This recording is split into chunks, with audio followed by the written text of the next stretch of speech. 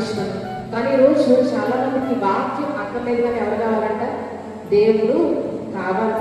అంటే అవివేకమైన వారు మాత్రమే అటువంటి ఆలోచనలు కలిగి ఉంటారు. వాక్యం అవసరం లేదు కానీ దేవుడు కావాలి, వాక్యం ఏం చెప్తుందో అక్కర్లేదు కానీ దేవుడు మాత్రం వారి జీవితాల్లో కావాలి. వాక్యానికి వేరుగా ఉన్నారు. ఎవరికి వేరుగా ఉన్నారంటే ఈరోజు దేవుడికి చాలా దూరంగా ఉన్నారని తెలుసుకోవాలి. వాక్యాన్ని ఎప్పుడైతే మనం హత్తుకొని జీవిస్తామో, ఎవరిని హత్తుకున్నట్టంట?